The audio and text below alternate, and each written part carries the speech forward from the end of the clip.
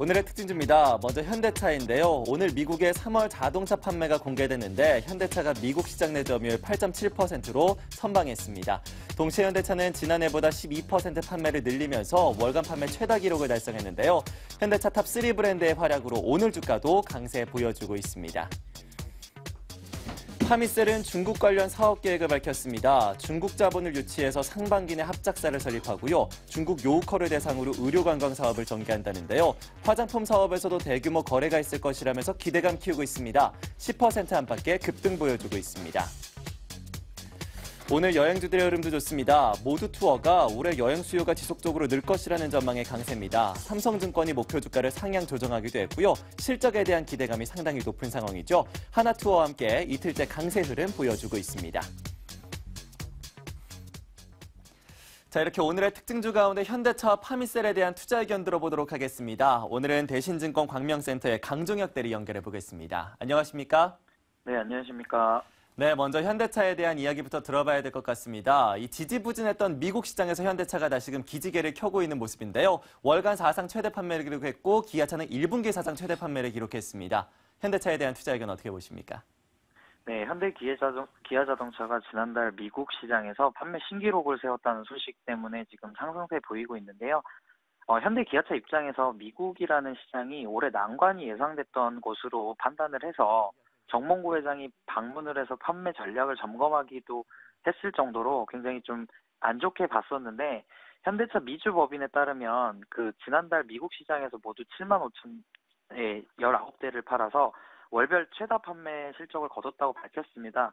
근데 지금까지 월별 최다 판매 기록이 지난해 5월에 7만 907대였는데 현대차의 그런 3월에 기록했던 실적은 지난해 같은 기간에 비해서 무려 12%나 증가를 했던 것으로 굉장히 고무적으로 저는 판단을 하고 있습니다.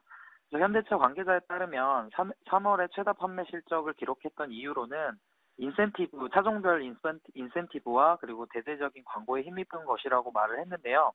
일단 판매 신장률이 7.5%에 이르는 것도 중요하지만 점유율이 미국 시장에서 8.7%로 전월보다 1% 증가했다라는 거를 굉장히 좋게 보고 있습니다. 그래서 지금 현대차는 기관이 매도를 주도하고 있고 외국인이 좀 받치는 모습인데 이 같은 매출 성장세랑 점유율 상승이 상승 쪽으로 전환할 수 있는 계기가 될지는 좀 더 확인이 필요할 것으로 보고 있습니다. 그래서 가격 자체가 부담이 없기 때문에 단기적으로 보시는 분들보다는 중장기를 선호하시는 투자자분들에게는 매수를 고려할 만한 구간이라고 보여지고 있습니다.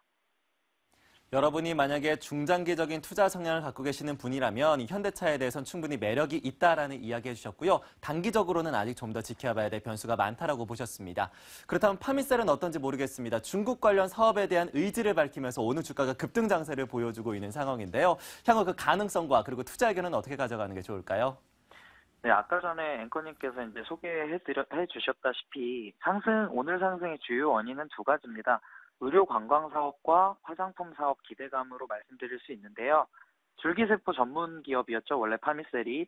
근데 중국 자본을 유치를 해서 상반기 합작사를 설립할 계획을 밝혔는데 인천경제자유구역 내에 중국 자본과 합작한 병원을 설립을 해서 중국 요우커들을 타깃으로 한 의료 관광 사업을 본격화하겠다라는 계획을 밝혔습니다. 그래서 초기 설립 자본은 50억으로 시작을 하는데 파미셀이 25억, 중국 자본이 25억을 투자를 해서 국내 자산 운용사와 중국 자본의 추가 자본 유치를 검토까지 하고 있다고 합니다.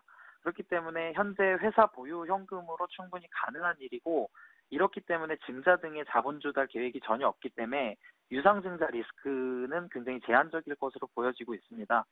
이제 파미셀이 추진하는 의료관광 사업에는 또 세브란스나 아산이나 춘천향 등의 국내 유명 대학병원 의료진들이 참여하기로 한 점도 분명히 좀 긍정적으로 보여지고요. 이에 따라서 이제 그동안 부진했던 실적이 올해는 턴어라운드를 할 가능성이 높다라고 시장은 전망하고 있습니다.